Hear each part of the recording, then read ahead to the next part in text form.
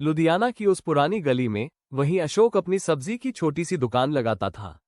रोज सुबह वो ताज़ी सब्जियां मंडी से लाता और उन्हें बड़े प्यार से अपनी दुकान पर सजाता। आस पड़ोस के लोग उसे अशोक भैया के नाम से जानते थे और उसकी सब्जियों की ताजगी पर उन्हें अटूट विश्वास था। एक दिन तपती दोपहर में जब बाजार में सन्नाटा पसरा था, एक चमकदार सफेद गाड़ी तेजी से आकर उसकी दुकान के सामने रुकी। गाड़ी का दरवाजा खुला और उससे एसपी मैडम बाहर निकली। उनका रौबदार चेहरा और कड़क अंदाज दूर से ही किसी के भी दिल में खौफ पैदा कर देता था। उनकी आंखों में हमेशा एक अजीब सी सख्ती तैरती रहती थी। उनकी आवाज हवा में एक आदेश की तरह गूंजी। ये करेला इतना छोटा क्यों है? एसपी मैडम ने चीखते हुए पूछा। उनकी आवाज में एक अजीब सा तीखापन था जो अशोक को चौंका गया। आप खुद देख लीजिए, अशोक ने इतना ही कहा था कि मैडम का पारा 7वें आसमान पर पहुंच गया। उनकी आंखों में एक भयानक चमक आई, जैसे कोई शिकारी अपने शिकार पर झपटने से पहले देखता है।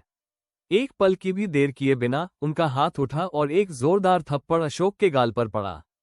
तुम्हारी इतनी हिम्मत कि तुम मुझसे जुबान लड़ाओ? थप्पड़ की आवाज गली में दूर तक गूंज उठी। अशोक का चेहरा एक पल में लाल हो गया और उसकी आंखों में अपमान के आंसू भर आए।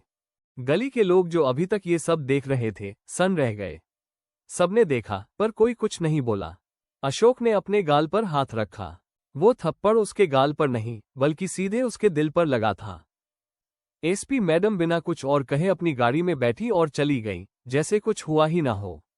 लेकिन अशोक वहीं खड़ा रहा, जैसे किसी ने उसे पत्थर का बना दिया हो। उसकी आंखों से आंसू बहने लगे पर आवाज नहीं निकली। अशोक दुकान बंद करके घर गया। उसकी रातों की नींद उड़ गई। उस थप्पड़ ने उसे अंदर तक हिला दिया था, लेकिन इस बार उसके आंसुओं में दर्द के साथ साथ एक अजीब सी ज्वाला भी थी। अगली सुबह वो मंडी नहीं गया। उसने दुकान नहीं खोली। दिन हफ्तों में बदले और हफ्ते महीनों में। लोगों ने सोचा अशोक अब कभी सब्जियां नहीं बेचेगा, लेकिन अशोक चुप नहीं बैठा था।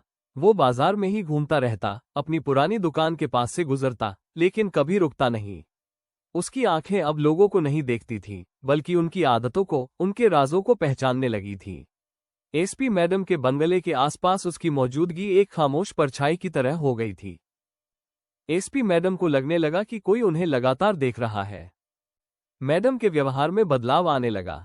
उनकी नींद हराम हो गई। उनका रौब कम होने लगा था और उनके चेहरे पर अब सख्ती की जगह एक अजीब सा डर दिखने लगा था। एक दिन मैडम के बंगले पर एक छोटा सादा लिफाफा आया। उसमें कोई संदेश नहीं था, बस एक सूखा हुआ करेला और साथ में एक पुरानी टूटी हुई लकड़ी की टोकरी का एक छोटा सा टुकड़ा। मैडम ने इसे देखा और उनका रंग उड़ गया।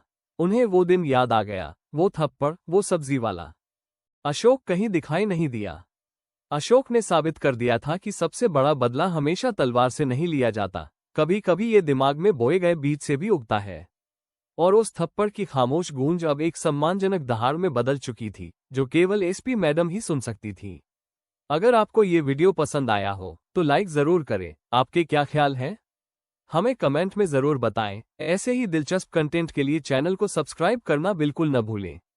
बेल आइकन दबाएं ताकि अगला वीडियो मिस ना हो जाए। मिलते हैं अगले वीडियो में।